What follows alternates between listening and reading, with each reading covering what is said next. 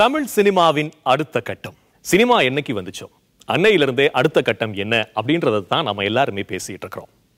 ஒரு காலத்துல வெளிவந்த திரைப்படங்கள்ல எக்கச்சக்கமான பாடல்கள் இருக்கும். ஒருவேளை பாட்டே இல்லாத சினிமா வருமோ அப்படின்னு நம்ம பேசிட்டு இருந்தோம்னா வளர்ச்சி வேற மாதிரி இருக்கும். தொழில்நுட்ப ரீதியிலையும் எடுத்துக்கிட்டோம்னா ஆரம்பத்துல Eastman colour, CinemaScope, 70mm, Dolby digital, DTS, இப்படி எவ்வளோ சொல்லிக்கிட்டே போகலாம். நிறைய திரைப்படங்கள் வெளிவந்துச்சு. ஆனா இன்னைக்கு வெளிவரக்கூடிய திரைப்படங்களின் எண்ணிக்கை குறைஞ்சிருக்கு. எப்படி அப்படின்னு கேட்குறீங்களா? நிறைய திரைப்படங்கள் எடுக்கத்தான் செய்யறாங்க. ஆனா ரிலீஸ் ஆகிற படங்களோட எண்ணிக்கை ரொம்ப குறைவா இருக்கு. ஒரு பக்கம் சினிமா தயாரிப்புக்கான செலவும் வருமானமும் அதிகரிச்சுட்டு போற வேளையில இன்னொரு பக்கம் எடுத்த படத்தை எப்படி ரிலீஸ் பண்றதுன்னு தெரியாம நிறைய தயாரிப்பாளர்கள் தவிச்சுக்கிட்டு இருக்கிறாங்க. ஒருவேளை இதுதான் தமிழ் சினிமாவோட அடுத்த கட்டமா இல்ல வேற ஒன்னா அப்படின்னு பேசுறதுக்காக நம்மோட இளம் இயக்குனர்களும் நடிகர்களும் இருக்காங்க. இதுல முதலாவதா ஈரம், வல்லினம், ஆறாவது சினம், குற்றம் 23 படங்களை இயக்கிய அறிவழகன்ட்ட பேசலாம். ஒரு சினிமாவை பொறுத்த வரைக்கும் கதையும் கதைக்களமும் ஒரு பேக் போன் அப்படின்னே சொல்லலாம். உங்களுடைய படங்கள்ல இதுவரையும் 4 படங்களை இயக்கியிருக்கீங்க. இந்த 4 படங்களுக்கான கதையும் கதைக்களமும் எப்படி நீங்க தேர்ந்தெடுத்தீங்க? நம்மளுக்கு வந்து பிடிச்ச ஒரு விஷயம் வந்து டிசைட் பண்ணிப்பேன். நம்மளுக்கு பிடிச்ச விஷயம். ஸோ எனக்கு வந்து ஜென்ரலாக பார்த்திங்கன்னா வந்து ஈரம் பண்ணும்போது சரி, ஒரு பேய் படம் வந்து ஒன்று பண்ணணும். அது வந்து ரெகுலராக வந்து எல்லோரும் பண்ணுற மாதிரி ஒரு படம் பண்ணக்கூடாது. ஸோ ஃபஸ்ட்டு என்ன பண்ணக்கூடாது அப்படின்றத நான் டிசைட் பண்ணிக்கிட்டேன். அதுக்கப்புறம் வந்து ஒரு டெக்னிக்கலாக வந்து கரெக்டாக எக்ஸாக்டாக வந்து ஒரு படத்தை கொடுக்கணும்னா அது வந்து இந்த மாதிரி வந்து சூப்பர் நேச்சுரல் த்ரில்லர் படம் தான் பண்ண முடியும் அப்படின்றது. ஸோ அதில் டிசைட் பண்ண தான் வந்து ஈரம்ன்ற படம். அதுக்கப்புறம் பேசிக்காக வந்து ஒரு ஸ்போர்ட்ஸ் படம் எடுக்கிறது, ஸ்போர்ட்ஸில் இருக்கிற இன்ட்ரெஸ்ட் அப்படின்றது தான். ஏன்னா நம்ம பர்டிகுலராக வந்து ஸ்போர்ட்ஸில் இன்ட்ரெஸ்ட் இல்லாட்டி கூட ஒரு கிரிக்கெட்டுக்கு கொடுக்குற இம்பார்ட்டன்ஸ் வந்து மற்ற கேமுக்கு ஏன் கொடுக்குறது இல்லை அப்படின்ற ஒரு சின்ன ஒரு ஆதங்கம் தான் வந்து அந்த படம் எடுக்கிறது தோணுச்சு. ஸோ பேசிக்காக எனக்கு இருக்கிற ஒரு த்ரில்லர் அப்படின்ற ஒரு இன்ட்ரெஸ்ட்டில் என்ன மாதிரியான கதைக்களங்கள், அதாவது என்ன மாதிரியான ஒரு சமூக அக்கறையோட வந்து ஒரு மெசேஜ் சொல்லணும் அப்படின்றது தான் ஒவ்வொரு படமாக பார்ப்பேன். ஸோ ஆல்ரெடி த்ரில்லர் படம் பண்ணிட்டோம். ஸோ இந்த குற்றம் 23 என்ன த்ரில்லர் பண்ண போகிறோம் அப்படின்னு நான் டிசைட் பண்ணப்போ, ஸோ மெடிக்கல் வச்சு ஒரு த்ரில்லர் பண்ணலாம் அப்படின்ட்டு டிசைட் பண்ணது தான். ஸோ ஒரு மெடிக்கல், ஒரு மருத்துவத்துறையில் இருக்கிற நிறையா தவறுகள் இருக்குது, எக்ஸாக்டாக சின்ன சின்ன விஷயங்கள் இருக்குது. அதில் ஒரு பர்டிகுலர் வந்து இன்றைக்கி சமகாலத்தில் நடக்கிற ஒரு பிரச்சனையை எடுத்து பண்ணணும் அப்படின்னு ஆசைப்பட்டேன். அதுதான் குற்றம் 23. உளவியல் அப்படின்ற ஒரு விஷயத்தை நீங்கள் எல்லா படங்கள்லையுமே கண்டிப்பாக ஃபாலோ பண்ணிட்டு வரீங்க. அந்த மாதிரியான ஒரு விஷயங்கள் நீங்கள் அது சார்பாக நீங்கள் எதுவும் படிச்சிருக்கீங்களா இல்லை எப்படிங்க? அது இல்லை, பேசிக் வந்து ஒரு இயக்குனர் அப்படின்னு பார்த்தீங்கன்னா வந்து உளவியல், அது ஒரு மனிதன் அப்படின்ற ஒரு விஷயம் இருக்குது. டோட்டல் எக்ஸாக்டாக மனித உணர்வுகளையும் உணர்ச்சிகளையும் வந்து கரெக்டாக வந்து நம்ம பார்க்குற உலகத்துலேருந்து ஒரு அப்சர்வ் பண்ண ஒரு விஷயம் வந்து ஜாஸ்தி வேணும். அதுக்கு தான் வந்து ஒரு இயக்குனருக்கு வந்து ஒரு அனுபவம் அப்படின்றது தேவை அப்படின்னு சொல்லுவாங்க. ஸோ ப்ராக்டிக்கல் நாலேஜை தாண்டி ஒரு உலக அனுபவம் அப்படின்றது கண்டிப்பாக தேவை. ஸோ அந்த ஒரு வெளிப்பாடை நான் தான் ஒவ்வொரு கேரக்டர், ஸோ படத்தில் இருக்க ஒவ்வொரு கேரக்டராக இருக்கட்டும், இது வந்து சமூகத்தில் வந்து எந்த அளவுக்கு வந்து ஆடியன்ஸ் வந்து ரிஃப்ளெக்ட் பண்ணிப்பாங்க அப்படின்றத எடுத்து பண்ணிக்கிட்ட ஒரு விஷயம் தான். மாநகரம் அப்படின்னு சொல்லிட்டு இன்னைக்கு வந்து எல்லாருமே பேசிகிட்டு இருக்கிறாங்க. இந்த மாநகரத்துடைய கதைக்களத்தை அவர் எப்படி சூஸ் பண்ணாருன்னு கேட்கலாம். சொல்லுங்கள் பிரதர். முதல் படம் நம்ம என்ன ஜானரில் வந்து நம்ம கொஞ்சம் ஸ்ட்ராங்காக இருக்கும் அப்படின்னு சொல்லி யோசிச்சு பார்த்ததில் ஒரு த்ரில்லரில் வந்து கொஞ்சம் பேசிக்காகவே எனக்கு அந்த மாதிரி படங்கள் பிடிக்கும். ஸோ அந்த மாதிரி ஒரு படம் பண்ணணும் அப்படின்னு சொல்லி பண்ணதான். ரெண்டாவது இந்த கதையாக இது எங்கேருந்து ஆரம்பிச்சது அப்படிங்கிற பாயிண்ட் பார்த்தா நிறையா அப்சர்வேஷன் தான். சுற்றி நடக்கிற விஷயங்களும் கூட இருக்கிற மனுஷங்களும் தான் ஒரு கதையை உருவாக்குற காரணம்னு நான் நம்புகிறேன். ஸோ அதில் சின்ன சின்ன விஷயங்களை அப்சர்வ் பண்ணி குட்டி குட்டியாக நமக்கு சுற்றி நடக்கிற எல்லாத்தையும் ஒரு கோர்வையாக ஒரு படமாக ஒன்று கொடுக்கணுங்கிறது தான் ஐடியாவாக இருந்தது. ஸோ அந்த த்ரில்லர் ஜானரில் என்னோடய அப்சர்வேஷன்ஸ் எங்கெங்கே வைக்க முடியுங்கிறது தான் கதையில் நான் வச்சுருக்கேன். நீங்கள் மாநகரம் பண்ணும்போதும் சரி, பண்ணி முடிச்சதுக்கப்புறம் சரி, இது ஒரு திருப்பு முனையாக அமையும் உங்களுடைய கேரியரில் அப்படின்னு நீங்கள் எதிர்பார்த்தீங்களா? மேக்கிங் வைஸ் நான் இப்போது கிடச்சிருக்க வரவேற்பு அளவுக்கு நான் எதிர்பார்க்கல ஆக்சுவலாக. பட் நான் எதிர்பார்த்தது இதை விட கம்மி தான். கொஞ்சமாக தான் நான் எதிர்பார்த்தது. இதோட ஒரு 25% தான் நான் எதிர்பார்த்துன்னு வச்சுக்கலாம். பட் ஆனால் இவ்வளோ பெருசாக அவங்க வரவேற்றது வந்து எனக்கு பயங்கர சந்தோஷமாக இருந்தது. எனக்கு இல்லை, டீமாகவே ரொம்ப சந்தோஷமாக இருந்தது. மாநகரம் படத்தில் நடித்த நடிகர் ஸ்ரீ நம்மோட இருக்கார். ஸ்ரீ, இந்த படத்தில் நீங்கள் எப்படி செட் ஆனீங்க? லோகேஷ் ஃபஸ்ட் வந்து கதை சொன்னார். சொன்னதும் நான் அப்போ ஒருத்த கேட்டேன், அசிஸ்டண்ட்டாக ஒர்க் பண்ணிட்டோம் அப்படின்னு சொல்லி. நான் கலாய்க்கிறேன்னு நினச்சிட்டு போயிட்டாரு கோச்சிக்கிட்டு. அப்புறமா அவர் தான் எனக்கு கன்வின்ஸ் பண்ணி இந்த படம் பண்ண வச்சு. சரி, அதுக்கு முன்னாடி உங்களுடைய திரைப்பயணத்தை கேட்டாகணும். நீங்கள் எப்போ சினிமாவுக்குள்ளே வந்தீங்க? ஏன்னா இப்போ நீங்கள் ஒரு இணை இயக்குனராக, உதவி இயக்குனராக பணியாற்ற விரும்பினேன் அப்படின்றதையும் சொல்கிறீங்க. ஸோ சினிமாவுக்குள்ள உங்களுக்கு என்ன பேஷன்? எப்போ நீங்கள் உங்களுடைய திரைப்பயணம் ஆரம்பிச்சது? ஆக்சுவலி 2012 வழக்கேன் படம் ரிலீஸ் ஆச்சு. பட் நான் basically visual communication student. So எனக்கு காலேஜ் படிக்கும் போதே விஸ்காம் பண்ணது அப்போது இருந்த நாலேஜ்க்கு விஸ்காம் பண்ணால் you can get in to films அப்படின்ற மாதிரி. ப்ளஸ் இங்கே டிஎஃப்டி பண்ணோன்னா நீங்கள் ஒரு ஃபிலிம் டைரக்ஷன் பண்ணோம் அப்படின்னா ஒரு டிகிரி ஹோல்டராக இருக்கணும். எனக்கு எடிட்டிங்கோ சினிமாட்டோகிராஃபியோ எனக்கு அதில் ஒரு ஈடுபாடு இருந்ததில்லை. ஸோ சரி விஷுவல் கம்யூனிகேஷன் முடிச்சுட்டு அப்படியே பர்சியூ பண்ணலாம் அப்படின்னு சொல்லி தான் இருந்தேன். என்னுடைய செகண்ட் இயர் காலேஜ் படிக்கும்போது நான் ஒரு டெலிவிஷன் சீரியலில் நடிக்க ஆரம்பித்தேன். ஸோ அதுக்கு அடுத்தது அதை பார்த்து என்ன பாலாசக்திவேல் சார் வழக்கன் படம் கூப்பிட்டு கொடுத்தாங்க. சென்ஸ் ஆடிஷன் பண்ணி ஒரு 5 பேரில் நான் பண்ணேன். அண்ட் அதுக்கு அடுத்து அதை பார்த்து எனக்கு மிஷ்கின் சார் ஓனாய் மாட்டுக்குட்டியும் கொடுத்தாங்க. அதை பார்த்து எனக்கு வில்லம்பு கிடச்சிது. அப்புறம் மாநகரம். இந்த கலை பயணத்தில் நடிகராக மட்டுமே இருக்க போறீங்களா இல்லை அதை தாண்டி? ரொம்ப ஓவராக இருக்கும் இப்போ சொன்னால். மேபி இன் ஃபியூச்சர் இப்போ பேசிட்டு நான் I am just learning as actor. Okay, இதை கற்றுக்கிட்டு அப்புறமா டைரக்ஷன்லாம் கற்றுக்கிட்டு. ஓகே, இப்போ பேசுறதுக்கான நேரம் இது இல்லை. கண்டிப்பாக இல்லை. ஓகே, முதல் படமே பார்த்தீங்கன்னா ஒரு பீரியாடிக்கல் ஃபிலிம் எடுத்து அதை ரொம்ப அருமையாக பண்ணியிருந்த இயக்குனர் ராமு செல்லப்பா இருக்காரு. எங்கிட்ட மோதாதே படத்தின் மூலமா இயக்குனராக அறிமுகமாக இருக்கிற ராமு செல்லப்பா எப்படி இந்த கதைக்களத்தை தேர்ந்தெடுத்தார் அப்படின்னு கேட்கலாம். ஃபஸ்ட்டு படம் பண்ணும்போது ஏதாவது நம்ம ஒரு வித்தியாசமாக, ஏன்னா இப்போ ஒரு ப்ரொடியூசர்கிட்ட போய் நம்ம அப்ரோச் பண்ணும்போது ரெகுலர் கதை சொன்னாலும் அவங்க வந்து பெருசாக கேட்குறதில்ல. சரி, புதுசாக ஒரு கதைக்களம். இப்போ நான் சியர்ஸ்னு ஒரு ஸ்கிரிப்ட் வச்சுருந்தேன், அப்புறம் நகர்வலம்னு வச்சுருந்தேன். இது ரெண்டுமே வந்து கொஞ்சம் வித்தியாசமாக இருந்தாலுமே அவங்க இன்னும் வேறு ஏதாவது சொல்லுப்பா அப்படிங்கிற மாதிரி தான் கேட்டுட்டு இருந்தாங்க. சரி, வில்லேஜ் போகலாம், வில்லேஜில் போய் ஏதாவது ஒன்று சொல்லலாம்னா வில்லேஜில் நம்ம என்ன லைன் எடுத்துட்டாலும் ஆல்ரெடி வந்த படம் மாதிரி தான் தெரியுது. அப்படிங்கும்போது சரி, ஒரு பீரியடில் ஒரு நல்ல லைஃப் ஸ்டைலை டச் பண்ணுவோம், அதாவது வித்தியாசமான கதைன்னு இருக்க வேணாம், நல்ல லைஃப் ஸ்டைலுக்குள்ளே ஒரு கதை சொல்லுவோம், யதார்த்தமான ஒரு கதை சொல்லுவோம். அப்படிங்கும்போது அந்த கட் அவுட் கல்ச்சருங்கிறது இன்றைக்கி மிஸ் ஆகிருந்தது. ஸோ அதை தேடி பிடிச்சி சரி ஓகே, ஒரு கட் அவுட் எப்படி வரைஞ்சாங்க, அந்த கட் அவுட் கல்ச்சரு, அந்த கட் அவுட் ஆர்டிஸ்ட்டுங்கும்போது ரஜினி சார், கமல் சார் இல்லாமல் நம்ம ஒரு கதை பண்ண முடியாதுன்னு தெரிஞ்சது. சரி, அதுக்கு வந்து 80s எந்த வருஷத்தை எடுத்துக்கலாங்கும் போது என் கதைக்கிழமை பார்த்தீங்கன்னு வைங்களேன், நாயகன் மனிதன் ரிலீஸ் ஆகும், அப்புறம் சத்யா ரிலீஸ் ஆகும், அதுக்கப்புறம் குரு சிஷ்யன். ஸோ இது ஒரு 1 year பீரியட்ஸ், இதுக்குள்ளே ஒரு கதை சொல்லிடலாம் அப்படின்னு செலக்ட் பண்ணி பண்ணது தான் எங்கிட்ட மோதாது. மூடர் கூடம் படத்திற்கு பிறகு எங்கிட்ட மோதாதையில் வந்து ஒரு மிகப்பெரிய நடிகருடைய ரசிகராக நடிச்சிருக்கிறாரு. அவருடைய அனுபவங்கள், அவருடைய நடிப்பு துறையில் அவருடைய அனுபவங்கள் அதெல்லாம் கேட்கலாம். சொல்லுங்க பிரதர். மூடர்குடம் முடிச்சதுக்கப்புறம் ராமு வந்து இந்த மாதிரி ஒரு பீரியட் ஃபிலிம் இருக்குது, அதில் வந்து நீங்கள் வந்து கமல் சார் ஃபேனாக பண்ணணும் அப்படின்னு சொன்னாப்ல. எனக்கு கொஞ்சம் சின்ன பயம் இருந்தது. ஏன்னா ஒரு அப்கமிங் ஆர்டிஸ்ட்டு டக்குன்னு போய் கமல் சார் ஃபேனாக பண்ணுறதுலாம் முதல்ல ஆடியன்ஸ் ஒத்துக்கணும், நான் நடிக்கிறதுன்ட்டு பெரிய விஷயம் இல்லை. ஸோ அந்த பயம் எனக்கு இருந்துகிட்டே இருந்தது. ஆனால் ஸ்டார்டிங்கில் எனக்கு ரொம்ப ஒரு நம்பிக்கை, ஒரு ரொம்ப கான்ஃபிடண்ட்டாக இல்லை, இதை நீங்கள் பண்ணுங்கள், தாராளமாக பண்ணலாம். ஏன்னா கமல் சார், ஏன்னா ஒவ்வொரு படத்துலையும் கமல் சார் வந்து வேறு மாதிரி பண்ணிகிட்டு இருப்பார். ஸோ அட்லீஸ்ட் நீங்கள் வந்து ஒரு சில படங்கள் கொடுத்துட்டு அந்த ரெஃபரன்ஸு நீங்கள் அந்த நல்ல பெருமாள் கேரக்டர் நல்ல பெருமாளாக இருங்க அப்படின்னு சொன்னார். ஸோ எனக்கு அந்த ஒன்ஸ் அந்த கேரக்டருக்குள்ளே போனதுக்கப்புறம் தான் வந்து ஒரு சில சீன்ஸ்லாம் நடிச்சதுக்கப்புறம் தான் எனக்கு ஒரு அளவுக்கு கம்ஃபர்டபுளாக ஓகே சாரி நம்ம பண்ண முடியும் அப்படின்ற ஒரு நம்பிக்கை வந்து. ஸோ அதுக்கு நான் உண்மையிலே நான் ராமச்செல்லப்பாவுக்கு நான் நன்றி தெரிவிச்சுக்கிறேன் இந்த தருணத்தில். இயக்குனர் அருண் சிதம்பரம் இருக்கிறாரு, அவர் நடிகரும் கூட. அவருடைய படம் நிறைய விருதுகளை வாங்கியிருக்கு. அதுக்கு முன்னாடி அவர் இந்த சினிமாவுக்குள்ள எப்படி வந்தாரு, சினிமா தொடர்புகள் அவருக்கு எப்படி இருக்கு அப்படின்றத கேட்கலாம். நான் சினிமாவுக்குள்ள எப்படி வந்தேன்னா, எனக்கு சினிமா பின்னணி எனக்கு துளியும் கிடையாது. சினிமாவில் என்ன பண்ணணும்னு தெரியாமல் தான் நான் இங்கே வந்தேன். ஆனால் எனக்கு சினிமா மேலே பேஷன் இருந்துச்சு. யூஎஸில் வந்து நான் நிறைய படங்கள் வந்து நான் டிஸ்ட்ரிபியூஷன்லாம் பண்ணியிருக்கேன். சிவாஜி, பீமா, வாரணமாயிரம், வில்லு, ஏகன், விண்ணை தாண்டி வருவாய் மாதிரி நிறைய படங்கள் அங்கே நான் டிஸ்ட்ரிபியூஷன் பண்ணேன். அண்ட் அங்கே முதல் முறையாக ஒரு தமிழ் திரைப்படத்தை ஐமேக்ஸ் ஸ்க்ரீன் பண்ணது நான் தான், ரிலீஸ் பண்ணது நான் தான். அது வந்து நம்ம ரஜினி நடித்த சிவாஜி. ஓகே. அண்ட் விஜயுடைய சச்சின் படத்துக்கும் துப்பாக்கி படத்துக்குமான ப்ரமோஷனல் கேப்ஷன்ஸ்லாம் நான் தான் எழுதினேன். ஸோ எனக்கும் சினிமாவுக்குமான தொடர்பு இவ்வளவு தான். அதுக்கப்புறமா வந்து சரி பிடிச்சதை பண்ணுவோம் நான் இங்கே வந்தேன். அண்ட் பை காட்ஸ் கிரேஸ் படம் வந்து லைக் இந்த கனவு வரையும் திரைப்படம் ரிலீஸ் ஆகிறதுக்கு முன்னாடி 7 சர்வதேச விருதுகளையும் 15 சர்வதேச அங்கீகாரங்களையும் 2 சர்வதேச ரெமி விருதுகளை வென்ற முதல் இந்திய திரைப்படமாகவும் இந்த படம் தேர்வாச்சு. சினிமாவுக்கான வியாபாரம் எப்படி இருக்கணும் அப்படின்றத நீங்க தெரிஞ்சுக்கிட்டு, அதுவும் யூஎஸ்ல நீங்க வந்து அந்த டிஸ்ட்ரிபியூஷன் இந்த மாதிரிலாம் செஞ்சுட்டு அதுக்கப்புறம் நீங்க சினிமாவுக்குள்ள வந்திருக்கீங்க. இன்னைக்கு நிறைய இயக்குனர்கள், இந்த குறும்பட இயக்குனர்கள் என்ன பண்றாங்க, படம் பண்ணிட்டு நிறைய விருதுகளுக்கு அனுப்புறாங்க. ஈவன் பெரிய படங்கள் நம்ம சில்வர் ஸ்கிரீன் மூவியே பாத்தீங்கன்னா முதல்ல விருதுகளுக்கு போயிட்டு அப்புறம் தான் மக்களுடைய பார்வைக்கு வருது.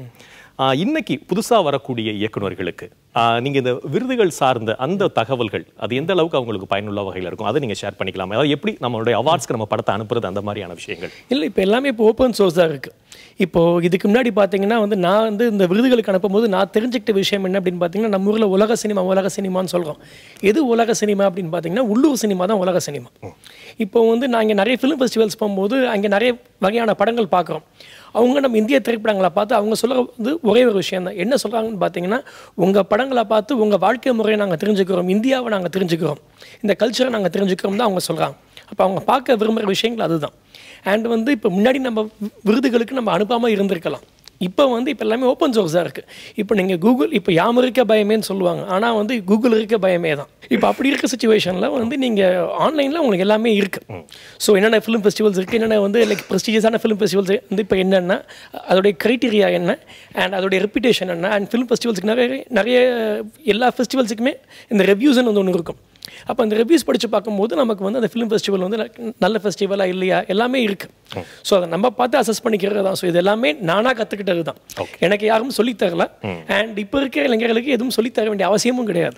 எல்லாருக்கும் எல்லாமும் தெரியும், முயற்சி பண்ணோம்.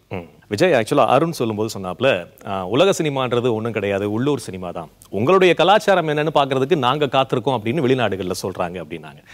நீங்கள் உங்களுடைய படத்தின் கதைக்களம் எப்படி தேர்ந்தெடுத்தீங்க? அவர் சொன்ன விஷயத்தை நீங்கள் எப்படி பார்க்குறீங்க? இல்லை, அது வந்து ஒரு கரெக்டான ஒரு ஸ்டேட்மெண்ட்டு. த மோர் கிரவுண்டட் லோக்கல் ஒரு film is, the more international it becomes. உலக சினிமான்றது நம்ம எடுத்து பார்த்தோம்னா என்ன இருக்குது, அவங்களோட வாழ்வியல். ஒரு ஈரான் படமாகட்டும், இந்த வே ஹோம் மாதிரி படங்கள். சத்யஜித் ரே சார் தான் வந்து என்னை பொறுத்த வரைக்கும் நம்ம அதிகமாக கொண்டாடப்பட வேண்டிய உலக சினிமாவுக்கு நமக்கு அங்கீகாரம் கொடுத்த அடையாளம், இந்தியாவுக்கு அடையாளம் கொடுத்த ஒரு பிதாமகர். அவரோட பத்தேர் பாஞ்சாலி தான் உலக சினிமா. ஸோ நம்மளோட கலாச்சாரம், நம்ம அதர் தான் இந்த ஜீன்ஸ் ஷூ, அந்த உலகமயமாக்கல பண்ண சில பண்டங்கள், என்ன சொல்கிறது, ஆர்னமெண்ட்ஸ், ட்ரெஸ்ஸஸ், இதை தவிர மீதி எல்லாமே நம்ம கதையாக இருக்கணும். நம்ம ஊருக்கு நம்ம எங்கே படம் எடுக்கிறோமோ அந்த மக்களுக்கு படம் எடுக்கணும். அதுதான் ஐ திங்க். சரி, இப்போ அதாவது நம்மளுடைய கலாச்சாரத்துக்கு அப்பாற்பட்ட விஷயங்களில் வந்து கதை சொல்கிறது ஒரு திணிப்பு அப்படின்னு சொல்லலாமா? ஆமாம், இப்போ இந்தி திணிப்பு மாதிரி தான். இங்கே மயில் கல்லில் நம்ம வந்து அழிக்கிறோம்ல, அந்த மாதிரி திணிப்பு தான். அதாவது அதில் கிளாமரைஸ் பண்ணுறதுன்னு ஒன்று இருக்குது. இந்த க்ரீம்ஸு, இந்த ஃபேர்னஸ் க்ரீம் மாதிரி தான். கருப்பு நல்லதில்லை, வெளுப்பு தான் நல்லதுன்றது ஒரு இன்டைரக்டான ஒரு திணிப்பு. அந்த மாதிரி தான் நீங்கள் படங்களில் வந்து ரொம்ப வெஸ்டர்னைஸ்டாக, இப்போ ஆள் அழகாக இருந்தானா டாம் க்ரூஸ் மாதிரி இருக்கடா அப்படின்னு டைலாக் வச்சா அது ஒரு திணிப்பு தான். என்னை பொறுத்த வரைக்கும் நம்ம உள்ளூரை கொண்டாடணும், நம்ம உள்ளூர் விஷயங்களை அதிகமாக பேசணும். ஸோ அந்த மாதிரி படங்கள் தான். ஓகே, அதே நேரத்தில் ராமு சொன்னது மாதிரி ஒரு தயாரிப்பாளர்கிட்ட போய் கதை சொல்லும்போது வித்தியாசமான கதையை சொல்லுங்க அப்படின்னு அவங்க கேட்குறாங்க. வழக்கமான நம்முடைய கலாச்சாரம் சார்ந்த விஷயங்களை தாண்டி வித்தியாசமாக ஏதாவது யோசிப்போமே அப்படின்னு இயக்குனர்கள் அந்த மாதிரியான கதைகள் எடுக்கிறாங்களோன்னு எனக்கு தோணுது. தயாரிப்பாளர்கள் வந்து ஆடியன்ஸ்க்கு என்ன வேணுன்றதுக்காக தான் பேசுகிறாங்க. அப்படி ஒட்டுமொத்தமாக நம்ம அப்படி சொல்லிட முடியாது. இந்த படம் மக்கள் கனெக்ட் பண்ணிக்குவாங்களா, பெருவாரியான மக்கள். ஆமாம். ஸோ அங்கே தான் ஆக்சுவலாக ஒரு சின்ன கான்ஃப்ளிக்ட் வந்து டைரக்டருக்கும் ஒரு ப்ரொடியூசர் சைட்லேயும் வருது. என்னென்னா, ஒரு தயாரிப்பாளர் வந்து தன்னோட படம் அவரோட கஷ்டப்பட்டு சம்பாதிச்ச பணத்தை போட்டாருன்னு வச்சிங்களேன், அந்த படம் வந்து எல்லா எல்லா வகையான மக்களுக்கும், எல்லா குழந்தைகளையும் அது சாட்டிஸ்ஃபை பண்ணும், பெரியவங்களையும் சாட்டிஸ்ஃபை பண்ணும், படித்தவங்க படிக்காதவங்க, சிட்டி கிராமம் எல்லாத்துலேயும் ரீச் ஆகிடும்னு நினைக்கிறாங்க. ஸோ அதுமாதிரி என்ன ஆகுதுங்களா, சில ரொம்ப அர்த்தம் வாய்ந்த சில படங்கள் அப்படி நீங்கள் பண்ண முடியாது. இப்போ எய்ட்ஸ் அவேர்னஸ் பற்றி நான் ஒரு படம் எடுக்கிறேன்னு வச்சிங்களேன், ரொம்ப முக்கியமான தேவையான ஒன்று. ஆனால் அது குழந்தைங்களுக்கு கண்டிப்பாக அப்ளைபிள் கிடையாது. ஸோ இது நல்ல படம் தான், ஆனால் ஜனரஞ்சகமாக பண்ணுற எல்லா படத்துலையும் இதை சொல்ல முடியாது. ஸோ இங்கே தான் அந்த டிஃப்ரென்ஸ் வருது. அப்போ அந்த படம் வந்து பட்ஜெட்டில் நீங்கள் கரெக்டாக இருந்துட்டிங்கன்னா ப்ரொடியூசர் ஓகே பண்ணுவாங்க. ஸோ சில படங்கள் வந்து பார்த்திங்கன்னா அந்த படங்கள் சொல்ல வர விஷயம் ஒரு செட் ஆஃப் ஆடியன்ஸுக்கு தான் போய் சேரும்னு தெரிஞ்சதுன்னா ப்ரொடியூசர் பட்ஜெட் ஃபிக்ஸ் பண்ணுறாங்க. இந்த பட்ஜெட்டுக்கு தான் அவ்வளோ ஆடியன்ஸ் தான் இருக்காங்க, ஸோ அவங்களுக்கான படமாக பண்ணணும் அப்படின்றதுல இருக்குது. நீங்கள் வந்து பெரிய பட்ஜெட்டில் ஒரு செட் ஆஃப் ஆடியன்ஸுக்கு படம் பண்ணணும்னு நினைக்கும் போது தான் பிரச்சனைகள் ஆரம்பிக்குது. லோகேஷுக்கு பக்கத்தில் இப்போ தான் ஸ்கூல் முடிச்சுட்டு காலேஜுக்கு போயிட்டு இருக்க மாதிரி ஒருத்தர் உட்காந்துருக்கிறாரு. இயக்குனர் ஸ்ரீ கணேஷ், 8 தோட்டாக்கள் படத்தோட இயக்குனர். உலக சினிமா, இந்த உள்ளூர் சினிமா இதெல்லாம் பேசிகிட்டு இருக்கிறோம். நம்ம நாட்டிலே எடுத்துட்டோம்னா ஒவ்வொரு மாநிலங்கள்லையும் ஒவ்வொரு மாதிரியான கல்ச்சர் இருக்கு. ஸோ நமக்கான கல்ச்சர் அப்படின்ற ஒரு விஷயம் இருக்கு. ஸோ நம்ம மக்களுக்கு நம்ம கல்ச்சரை கரெக்டாக சொன்னால் அந்த படம் எடுபடும், மக்கள்கிட்ட வரவேற்பு பெறும் அப்படின்னு நீங்கள் நினைக்கிறீங்களா? கண்டிப்பாக. நாங்கள் இந்த படம் பண்ணும்போதே, இது நான் வளர்ந்ததெல்லாம் சென்னைன்றதால சென்னை மாதிரியான ஒரு சிட்டியை பேக்ட்ராப்பாக வச்சுட்டு தான் கதையே கூட இந்த நகரத்தில் இருக்கிற மனிதர்களுடைய வாழ்க்கை என்னவா இருக்குது, அவங்களுக்கு என்ன பிரச்சனைகள் இருக்குது, என்ன தேவைகள் இருக்குது அப்படின்னு தான் பண்ணணும். ஆனால் இன்றைக்கி படம் பார்த்துட்டு சில பேர் வந்து ஒரு யூனிவர்சலாக இருக்குது, இது எல்லா நகரத்துலேயும் இருக்கிற மனிதர்களுடைய பிரச்சனையாக இருக்குது, தேவையாக இருக்குதுன்னு வருது. நான் அந்த கதை பண்ணும்போது நமக்கு தெரிஞ்ச அது என்னன்னு சொல்லிட்டு அப்படி பண்ணேன். இன்னைக்கு சினிமாவில் பெருசாக பேசுகிற விஷயம் வந்து என்னென்னா ப்ரமோஷன்.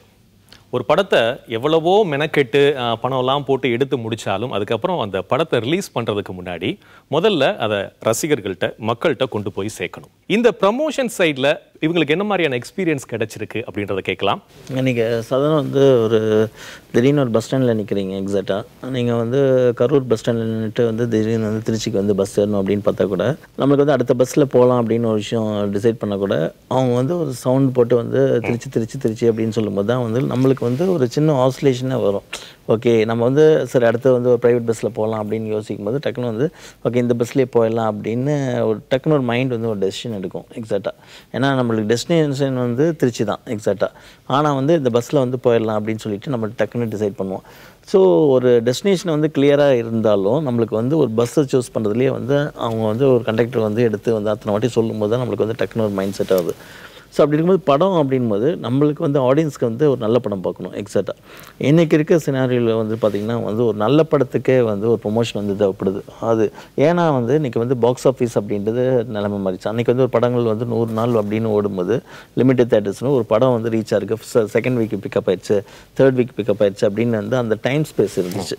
ஓகே, ஆனால் இன்றைக்கி வந்து ஒரு படத்தோட லைஃப் அப்படின்னு பார்த்திங்கன்னா 3 நாள் தான் மேக்ஸிமம். பார்த்திங்கன்னா வந்து ஒரு 1 வீக் அப்படின்னு ஃபஸ்ட்டு ஓப்பனிங் ஷோவே வந்து அந்த படம் வந்து சக்ஸஸாக இல்லை டு த கோர் வந்து சூப்பர் அப்படின்னு சொல்லும்போது தான் வந்து அந்த படத்தோட லைஃபே இருக்குது. ஸோ அப்படி இருக்கும்போது வந்து அந்த ஓப்பனிங் ஷோக்கான எந்த அளவுக்கு வந்து ஆடியன்ஸ் வந்து புல் பண்ணி அந்த தேட்டரில் வந்து உட்கார வைக்கணும் அப்படின்றதுக்கான முயற்சி தான் வந்து இன்றைக்கி வந்து ப்ரொடியூசர் சரி, ப்ரொமோஷன் சரி, டைரக்டர் சரி, எல்லாருமே ஆக்டரும் வந்து பண்ண வேண்டியதாக இருக்குது. இன்றைக்கி வந்து எவ்வளோ பெரிய டைரக்டராக இருந்தாலும் வந்து இன்றைக்கி வந்து அந்த ப்ரொமோஷன் வந்து கொண்டு வந்து கொடுக்க வேண்டியதாக இருக்குது. ஒரு எவ்வளோ பெரிய ஹீரோ இருந்தாலும் வந்து அந்த ப்ரொமோஷன் பண்ண வேண்டியது இருக்குது. ஸோ அது எல்லாமே காரணம் வந்து அந்த ஓப்பனிங் ஒரு ஷோக்காக தான் எக்ஸாக்டாக. ஸோ ஒரு ட்ரெய்லர் வந்து முக்கியம். ஒரு ஆடியோ ஃபங்க்ஷன் அப்படின்றது வந்து என்னென்னா வந்து இன்றைக்கி வந்து அந்த சாங் வந்து நாங்கள் ரிலீஸ் பண்ணுறோம் ஹிட் ஆகும் அப்படின்றதெல்லாம் கிடையாது. அந்த ஆடியோ ஃபங்க்ஷனே வந்து ஒரு படத்தோட ப்ரொமோஷனுக்காகனா இப்போ ஓகே இந்த மாதிரி ஒரு படம் வந்து வரப்போகுது, அப்படி நாளைக்கு வந்து ரிலீஸ் ஆக போகுது, அடுத்த மாதத்தில் ரிலீஸ் ஆக போகுது அப்படின்னு வந்து சொல்கிற ஒரு இடமா தான் வந்து இன்றைக்கி ஆடியோ ஃபங்க்ஷனாக இருக்குது. ஒரு ஹீரோஸ் வந்து வெளில போய் விசிட் பண்ணுறது, தேட்டரை போய் விசிட் பண்ணுறது, இது எல்லாமே இன்றைக்கி வந்து அத்தியாவசிய ஒரு விஷயமா இருக்குது. ப்ரமோஷன் அப்படின்னு சொல்லும்போது இதில் இந்த டீசர் ஃபீவர் வந்து ரொம்ப ஜாஸ்தியாக இருக்குது. ஒரு டீசர் ரிலீஸ் பண்ண உடனே அந்த குறிப்பிட்ட நேரத்துக்குள்ளே இத்தனை லட்சம் பேர் பார்த்துருக்குறாங்க அப்படின்ற ஒரு கவுண்ட் வந்துடுது. அதை வச்சுமே ப்ரமோஷன்லாம் செய்கிறாங்க. ஆனால் நிறைய படங்கள் இந்த மாதிரி ஒரு பெரிய கவுண்ட் வந்த படம் ரிலீஸ் ஆகும்போது அதுக்கான இது கிடைக்கிறது இல்லைங்க, வரவேற்பு கிடைக்கிறது இல்லை. அதே சமயத்தில் டீசரை பார்க்காம, டீசர் பெரும்பாலும் அவங்க ரிலீஸ் பண்ணியிருக்க மாட்டாங்க, ரிலீஸ் பண்ணால் கூட பெருசாக ரெஸ்பான்ஸ் இருந்திருக்காது, ஆனால் அந்த படங்கள் நல்லா ஓடி இருக்கும். இதை நீங்கள் எப்படி பார்க்குறீங்க? இல்லை அதுதான் சரி. எந்த ஒரு மோசமான படத்தை எந்த விதத்துலையும் வச்சு ஒரு படத்துக்கு வந்து சொல்லிக்கிற மாதிரி வந்து ஒரு 4 சீன் நல்லா இருந்துச்சுன்னா அதை வச்சு டீசர் சொல்லி நம்ம ஏமாத்திட முடியாது. ஓகேவா? மெயின் வந்து ப்ரொடியூசர்ஸ் வந்து ஒரு விஷயம் வந்து ப்ரொடியூசர்ஸாக சரி அந்த படத்தோட சம்மந்தப்பட்டவங்களா இருக்கணும், ஒரு விஷயம் நல்லா புரிஞ்சுக்கணும். என்னென்னா நம்ம எந்த மாதிரியான ஒரு படம் வந்து ஆடியன்ஸ் கொடுக்க போகிறன்றது தெளிவாக வந்து டீசரில் சொல்லணும். ஓகே இந்த ஃபைட்டை மட்டும் போடலாம், அந்த படத்தில் ஒரே ஒரு ஃபைட்டு தான், அந்த ஃபைட்டு வச்சு வியாபாரம் பண்ணலாம் அப்படின்னு சொல்லிட்டு அந்த படத்தில் அந்த ஒரே ஒரு ஃபைட்டு தான் இருக்கும் எக்ஸாக்டாக. பட் இதுதான் படமே வந்து அந்த ஃபைட்டு தான் அப்படின்ற மாதிரி வந்து ஒரு மாயை வந்து ஆடியன்ஸ்ட்டை வந்து கிரியேட் பண்ணக்கூடாது அப்படின்றதுல வந்து ஒரு எண்ணம் வந்து எப்பவுமே ப்ரொடியூசருக்கு வந்து தெளிவாக இருக்கணும். ஸோ அந்த அந்தந்த படத்துக்கு தகுந்த மாதிரி ஒரு ப்ரொமோஷன் கொடுக்கும்போது தான் வந்து அந்த படத்தோட ரீச் வந்து கரெக்டாக இருக்கும். இன்னைக்கு இருக்கக்கூடிய இந்த இயக்குனர்கள் அவங்களுடைய ப்ரமோஷன்ஸ்க்கு என்னெல்லாம் செய்கிறாங்க, அவங்களுடைய படம் அந்த ஸ்கிரிப்ட் அதை பேஸ் பண்ணி என்ன மாதிரிலாம் ப்ரமோஷன் செய்கிறாங்க அப்படின்றத அவங்ககிட்ட கேட்டலாம். ராமச்சலப்பா நீங்கள் சொல்லுங்கள், ஏன்னா நீங்கள் தான் வந்து இந்த கட் அவுட் கலாச்சாரத்தை திருப்பியும் கூட்டு வந்தவர். ப்ரொமோஷன்ஸ் கண்டிப்பாக தேவை. ஏன்னா இப்போ எங்கிட்ட போது அதுக்கு பார்த்தீங்கன்னா பேப்பரில் போடும்போது அடுத்த பிதாமகன், அடுத்த பருத்தி வீரன்லாம் கேஆர் ஃபிலிம்ஸ் பண்ணாங்க. கேஆர் ஃபிலிம்ஸ் தான் இன்றைக்கி அது ஒரு ரிலீஸ் பண்ணாங்க படத்தை. ப்ரொமோஷனுங்கிறது ஒரு பெரிய வேலையாக நிறைய குரூப் பண்ணிகிட்ருக்காங்க. இப்போ நம்ம படத்தை வந்து கேஆர் ஃபிலிம்ஸ் பண்ணாங்கன்னா நானே போய் கேட்டேன், என்ன சார் அடுத்த பிதாமகனுங்க ஹிட்டு படத்தை ஃபுல்லாக போட்டு விட்றீங்க, இது தப்பாயிருங்க சார். ஏன்னா நம்ம படத்தில் ஒரு வாழ்வியல் இருக்குது, ஒரு சின்ன கதைக்களம் இருக்குது, இதை தான் வச்சு நம்ம பண்ணுறோங்க போது இல்லை ராமோ அதை கவனித்து ஒரு 2 பேர் படிப்பாங்க கண்டிப்பாக. சும்மா கேஷுவலாக பேப்பரை திருப்பாமல் என்னடா அடுத்த பிதாமகனுங்கிறான், தேட்டர் உள்ளே வர வைக்கிறது தான் என் வேலை. அதுக்கப்புறம் நீங்கள் எடுத்த படம் தான் உங்களுக்கு வந்து பண்ணணும்னு இருக்க. சரவணன் சார் சொன்ன மாதிரி அதை எப்படியாவது தேட்டருக்குள்ளே ஆடியன்ஸ் வர வச்சிடணும் அப்படிங்கிற ரீதியில் தான் ப்ரொமோஷன்ஸ் பண்ணிக்கிட்டு இருக்காங்க. கண்டிப்பாக ஒரு படத்துக்கு ப்ரொமோஷனுங்கிறது ரொம்ப ஒரு இம்பார்ட்டன்ட். எங்கள் படத்துக்கு அது மாதிரி தான் பண்ணால் இதுதான் கட் அவுட்டாகவும் முன்னாடி வச்சுருந்தாங்க. அந்த ப்ரொமோஷன் இப்போ நம்ம இந்த வேர்டாக யூஸ் பண்ணுறோம். அப்போ ஃபேன்ஸ் வந்து நம்ம தலைவர் படத்துக்கு எல்லோரும் வந்துடணும், ரசிகர் மன்றங்கள் இன்னும் அதை தாண்டி இந்த கட் அவுட்டை பார்க்குறதுக்காக வர குரூப்பு ஆடியன்ஸ் எல்லாருமே வருவாங்க. ஸோ அதுவே ஒரு ப்ரொமோஷன் தான். அந்த மாதிரி தான் இப்பவும் நடந்துகிட்டு இருக்கு. அது கண்டிப்பாக தேவை தான். ஆக்சுவலாக இப்போ ப்ரொமோஷன் பார்த்தீங்கன்னா வந்து இப்போது கனவு வாரியம் திரைப்படத்தை வந்து லைக் தேட்டரிக்கல் டிஸ்ட்ரிபியூஷன் ரைட்ஸை வார்னர் பிரதர்ஸ் லைக் டோட்டலாக அக்வயர் பண்ணி அவங்க பண்ணாங்க. ஆல் ஓவர் இந்தியா படத்தை ரிலீஸ் பண்ணாங்க. ஸோ ஆஸ் அ டீம் வந்து லைக் அவங்க கூட வந்து like we work together on the deliverables. So அவங்க என்ன கேட்குறாங்களோ அதை வந்து லைக் வந்து நாங்கள் டீமை உட்காந்து நாங்கள் பண்ணி தரணும். ஏன்னா ஒரு டிசைன் ஒன்று இருக்குன்னா அதை வந்து நம்ம மக்கள் மத்தியில் அதனால் ரெஜிஸ்டர் ஆகணும். ஸோ ஹாலிவுட் ஃபிலிம்ஸ் எல்லாம் பார்த்தீங்கன்னா லைக் இந்த மாதிரி தான் வந்து அவங்க பண்ணுவாங்க, லைக் அதிகமான டிசைன்ஸ் வந்து யூஸ் பண்ண மாட்டாங்க. அதுவும் பார்த்தீங்கன்னா அந்த தேர்ட் டிசைன் வந்து எப்போ யூஸ் பண்ணோம், அந்த டே ஆஃப் ரிலீஸ் தான் வந்து அந்த தேர்ட் டிசைன் யூஸ் பண்ணோம். ஆடியோ லான்ச்சுக்கு ஒரு டிசைன் யூஸ் பண்ணோம். அதுக்கு முன்னாடி வரைக்கும் ஃபர்ஸ்ட் லுக்லேருந்து ஆடியோ லான்ச் வரைக்கும் ஒரே டிசைன் தான் த்ரூ அவுட்டாக ஃபாலோ பண்ணோம். ஸோ இது வந்து இன்னொன்று வந்து like theatre like all over இந்தியாவில் வந்து அவங்க என்ன பண்ணாங்கன்னா படத்துடைய ஸ்டாண்டீஸ் வந்து எல்லா இடத்துலையும் வச்சாங்க. லைக் முக்கியமான தேட்டர்ஸ் எல்லாத்துலேயுமே வந்து அந்த ஸ்டாண்டீஸ் எல்லாமே வந்து அதுக்கும் படத்துக்குமான ஒரு அந்த ஒரு தொடர்பு ஒன்று இருக்கும். ஓகேங்களா? ஸோ வந்து அந்த படத்துடைய தீமை ஒட்டி தான் லைக் ஆரம்பத்துலேருந்து எண்டு வரைக்குமே படம் எதை பற்றி பேசுதோ அந்த தீமோடையே ஃபுல்லும் ட்ராவல் ஆனது லைக் அவங்க சொல்கிறது. அண்ட் நிறைய தேட்டர்ஸில் வந்து நம்ம வந்து படத்துடைய அந்த ட்ரெய்லர்ஸ் அதை ப்ளே பண்ணுறது லைக் இது வந்து லைக் ஒரு வகையான ஒரு ஸ்டாண்டர்ட் வே ஆஃப் மார்க்கெட்டிங். இந்த ப்ரொமோஷன்ஸ் வந்து என்ன பிளான் பண்ணோன்னா, இந்த படத்துக்கு இவ்வளோ பட்ஜெட்டில் தான் ப்ரொமோஷன்ஸ் இருக்குங்கிறது முன்னாடியே ஃபிக்ஸ் பண்ணியிருப்பாங்க ப்ரொடியூசர்ஸ் வந்து. ஸோ நாங்கள் இது என்ன பண்ணோன்னா, வெள்ளிக்கிழமைக்கு படம் ரிலீஸ், பட் திங்கக்கிழமையே படத்தை வந்து ஒரு ப்ரீமியர் ஷோ ஒன்று அரேஞ்ச் பண்ணோம். ப்ரொடக்ஷன் சைடில் அவங்களுக்கு தெரிஞ்ச எல்லா செலிபிரிட்டிஸ் எல்லாத்தையும் இன்வைட் பண்ணியிருந்தாங்க. ப்ரெஸ்ஸும் அன்றைக்கி படம் பார்த்தாங்க. என்ன ஒரு ஃபீல்னா, ஓகே ஒரு நல்ல படம் எடுத்திருக்கோம், அது எப்படி இருக்குங்கிறது அவங்க இதில் பெர்செப்ஷன் ஃபஸ்ட்டு கேட்டுருவோம். எப்படி வெள்ளிக்கிழமை ரிலீஸ் ஆக போகுதுங்கிறதுக்கு திங்கக்கிழமையே அனௌன்ஸ் பண்ணோம். இப்போது அடுத்த அந்த 3 நாள் படம் ரிலீஸ் ஆகிறதுக்கு முன்னாடி இருந்த அந்த 3 நாள் வந்து எங்களுக்கு ரொம்ப முக்கியமான நாளாக இருந்தது. ஏன்னா அது வந்து ஒரு நியூஸ் மாதிரி ஆச்சு. சோஷியல் மீடியாவில் ஆகட்டும், பத்திரிகைகள் ஆகட்டும், எல்லாருமே விமர்சனங்களை வந்து முன்னாடியே எழுத ஆரம்பித்தாங்க. இப்போ வரைக்கும் 4வது வாரம் வரைக்கும் படம் வெற்றிகரமாக ஓடிட்டு இருக்கிறதுக்கான காரணம் வந்து அந்த வேர்ட் ஆஃப் மவுத் தான். வெளியில் இந்த மாதிரி எழுத பேச ஒவ்வொருத்தரும் சொல்லி நல்ல படமாக இருக்குது பாருங்கள். ஏன்னா இதை நான் நேராக ஃபீல் பண்ணேன். முதல் வாரம் யங்ஸ்டர்ஸ்க்காக இருந்த வாரம் வந்து 2வது வாரம் 3வது வாரம்லாம் தேட்டர் விசிட் போகும்போது ஃபேமிலிஸாக இருந்தாங்க. ஸோ உள்ளே அவங்க என்ஜாய் பண்ணுறது என்னால் பார்க்க முடிஞ்சது. ஸோ இது எல்லாமே வந்து இந்த வேர்ட் ஆஃப் மவுத்துங்கிறது தான் நான் ஒரு பெரிய ப்ரொமோஷனாக நான் பார்க்குறேன். ஏன்னா எனக்கு அதுதான் இந்த படத்தை மக்கள்கிட்ட கொண்டு போய் சேர்த்துங்கிறத நம்புறேன் ஆக்சுவலி. நிச்சயமா. ஏன்னா இப்போ நம்ம ஒரு நீங்கள் சொல்ற மாதிரி ஒரு ப்ரிவியூ ஷோ அரேஞ்ச் பண்ணுறோம், இண்டஸ்ட்ரி பீப்புள் பார்க்குறாங்க, அவங்க என்றைக்குமே நம்மளை வந்து குறைச்சி பேச மாட்டாங்க. ஏன்னா அப்போ தான் நாளைக்கு நம்ம ஒரு படைப்பை இது பண்ணும்போது நம்மளை அவங்க ஒழுங்காக ப்ரமோட் பண்ணுவாங்கன்றதுக்காக என்றைக்குமே இந்த வேர்ட் ஆஃப் மவுத் மக்கள் பேசணும் நம்ம படத்தை பற்றி, அந்த இதுதானே.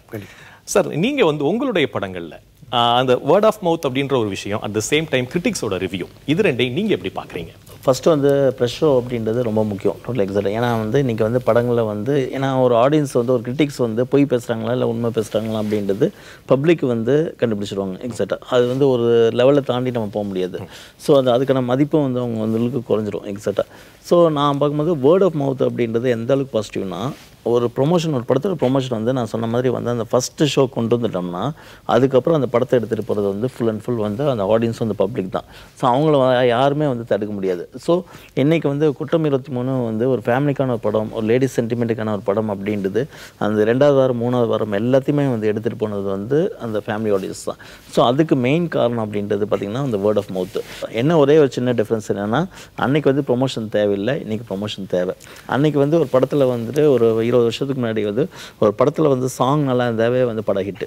ஒரு இளையராஜாவோட சாங் ஹிட் ஆனால் அந்த படம் ஹிட் அப்படின்றது. இன்றைக்கி அப்படி கிடையாது. அந்த சாங்கை வந்து டிவியில் பார்த்துறாங்க. எக்ஸாக்டாக. ஸோ அதை மீறி வந்து தேட்டரில் போய் ஆடியன்ஸ் வந்து கொண்டு வரதுக்கு ரொம்ப முக்கியமாக இருக்குது. அதுதான் இந்த வேர்ட் ஆஃப் மவுத் அப்படின்னு சொல்லும்போது அந்த வேர்ட் ஆஃப் மவுத்தும் எவ்வளவு சீக்கிரம் மக்கள்கிட்ட இருந்து வருது அப்படின்றது முக்கியமாக இருக்கு. ஏன்னா கொஞ்ச நாளுக்கு முன்னாடிலாம் பார்த்தீங்கன்னா ஒரு படத்தை பற்றி ரசிகர்கள் வந்து கொஞ்சம் லேட்டாக பேச ஆரம்பிப்பாங்க. தியேட்டருக்கு போகும்போது படம் இருக்காது.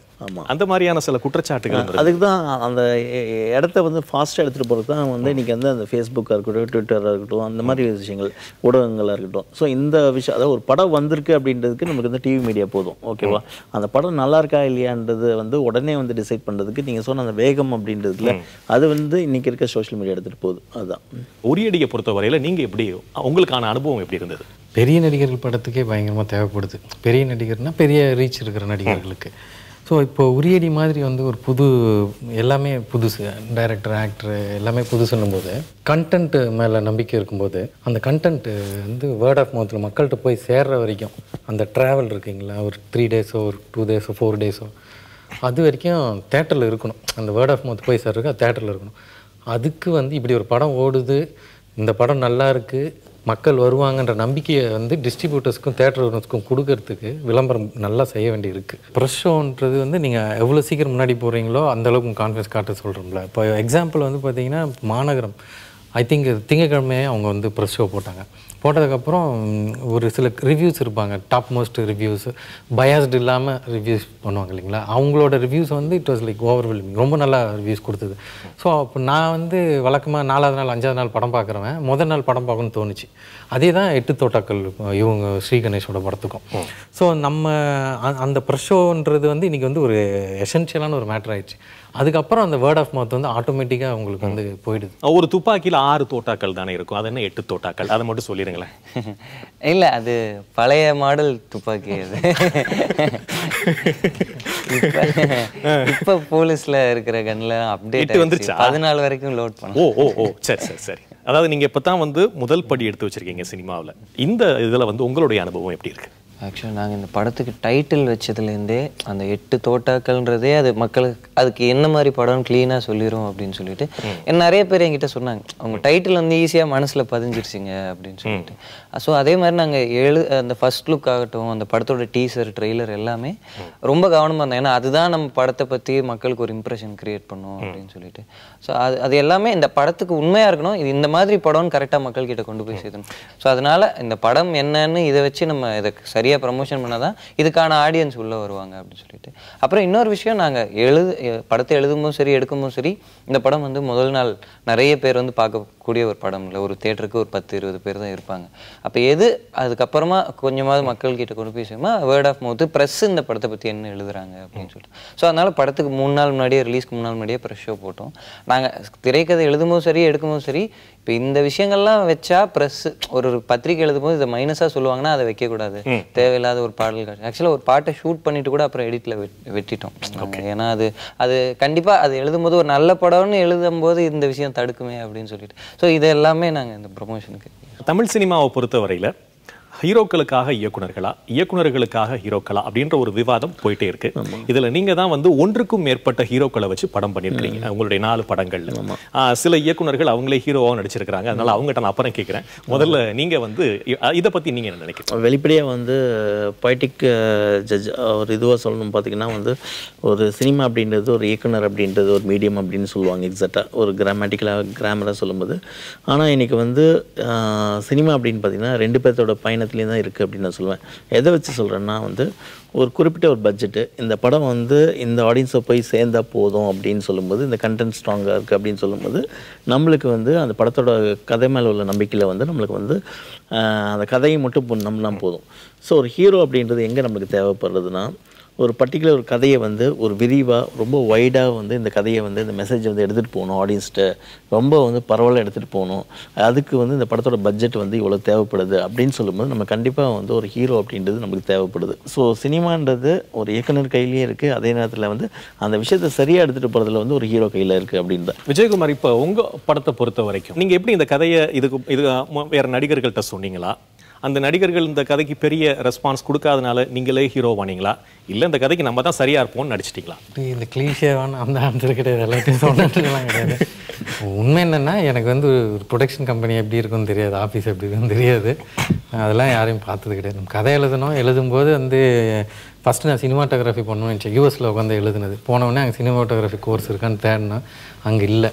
சரி, அப்போது கதை எழுதும்போது எழுத அது என்ன மையப்படுத்தி எழுதின ஒரு கேரக்டர், சரி அதை நாம் பண்ணிக்கலாம் அப்படின்னு சொல்லிட்டு தான் பண்ணது. அதுக்காக நடிக்கணுன்றதும் கிடையாது, அதே சமயத்தில் வேறு யாரையும் ட்ரை பண்ணிட்டு செட் ஆகலை அப்படின்னும் கிடையாது. நம்ம பண்ணலான்னும் போது ஏன் ஒய் நாட், அவ்வளோ ரொம்ப சிம்பிளான விஷயம்தான். ஓகே, விஜயகுமார்கிட்ட கேட்ட இதே கேள்வியை தான் அருண் சிதம்பரத்தை கேட்கணும். சொல்லுங்கள். ஆக்சுவலாக இப்போ கனவு வாரியம் திரைப்படத்துக்கு வந்து ஒரு ஸ்டார் தேவைப்படாது. ஆனால் ஒரு அப்கமிங் ஹீரோ நான் பார்த்தேன். ஒரு சில பேரை பார்க்கும்போது பார்த்தீங்கன்னா வந்து ஒரு சின்ன தயக்கம் இருந்துச்சு. ஸோ இந்த கதையை கேளுங்க, அந்த கதையை உங்களுக்கு பிடிச்சதுன்னா நீங்கள் ஓகே சொல்லுங்க, இல்லைனா தட்ஸ் ஓகே அப்படின்ற மாதிரி தான் என் அப்ரோச். அப்படி இருக்கும்போது லைக் அந்த ஸ்டேஜுக்கே வந்து வரதுக்கும் ஒரு சின்ன தயக்கம் எல்லாருக்குமே இருந்துச்சு.